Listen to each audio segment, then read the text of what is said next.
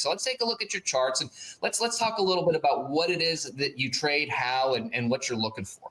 All right. So my main things that I trade are the future index, YM, the Dow Jones, ES, the S&P 500, and then mainly NQ, which is the Nasdaq.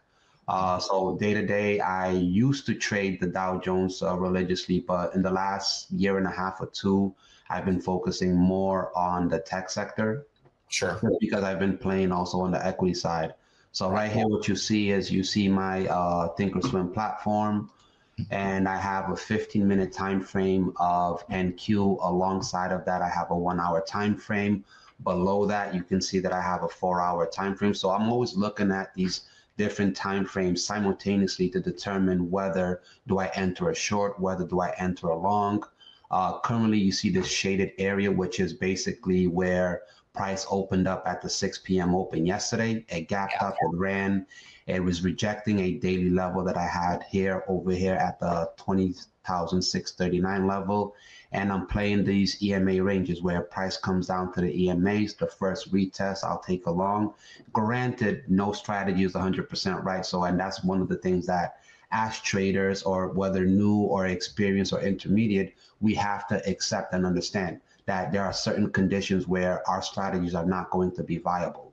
But every day, this is what I trade. And if I don't see a setup on NQ, I'll just switch over to the Dow or ES, and then just whoever's offering me the best opportunity. Sure. So what is it that you're actually looking for that gets you into a trade? What's your key entry model?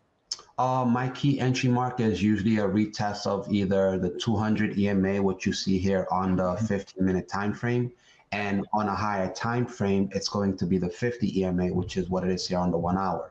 So today I was looking at a price to possibly come back into this 20 area to take a long position, which initially it did play out, and then I had to cut out the trade because I had to get on prepare for the show this morning. So yes, I usually would look for a break and retest of either an EMA or either of a daily level, which is what you see here outlined. Okay, so how does that apply to risk and reward for you? Are you looking for a minimum risk reward ratio, and how do you set that up? Yeah, so I look for a minimum of 3-to-1 ratio. So if I enter a position, normally I'm risking about 25 to 30 points.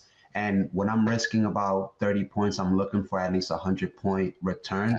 So if I enter NQ, say, for example, at this 525 area, I'm looking for NQ to make at least a run up to 20,625, right? I want to get at least 100 points. If I'm risking 30, if I make 30 points back, I'm only doing a 1-to-1. If I make 60 points, I'm doing a 2-to-1. If I'm making 90 points, I'm doing a 3-to-1. So I like 3-to-1 ratios a lot more. And if it's a 1-to-1, I mean, if I'm up on the day, I usually can take it. But at that point, I'm sizing down from my normal, 3 to 5 minis to just maybe 5 micros or maybe just 2 micros, just to scratch that itch if I need to.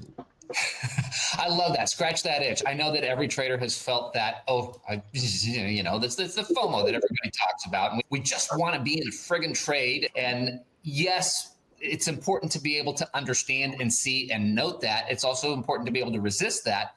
But I like the fact that you plan in an opportunity to scratch that itch, so to speak, at a much smaller position size that maybe if it goes against you, it's, nobody wants to take a red trade, but it happens. Yes. And it happens more often on the smaller positions than we're in a really, really good long-term shape. Now, because you are a trader, that is your source of income, how much more do you go into your processes beyond just understanding the charts, taking trades? Are you a stats guy? Do you journal every trade? What does that aftermarket evaluation look like for you? I do journal. I mean, there's a lot of digital ways of journaling, but I still prefer the old-fashioned way of just pen and paper. I find it to be a little bit more intimate. And after the market, I'm paying attention to what's going on abroad. So I really pay attention to politics, geopolitics, macroeconomics, because these are all things that end up helping in providing an opportunity. A few months ago, when we were having a massive sell-off in the market, it was due to the fact that Japan was raising rates. And this is before the US even cut their rates, right? Because Institutions were borrowing money at a much lesser interest rate from Japan and then using that to purchase equities here in the US.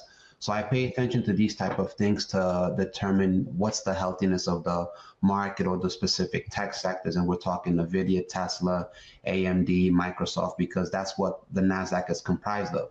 So I pay attention to all these little things, and then based on that, I'll determine whether if I'm going to take a sizable position. As we proceed to moments or events that are going to cause a lot of volatility, I may just want to size down where I'm just trading micros, or I'm just not going to trade it at all, and I'll just wait for the dust to settle and catch what I can catch.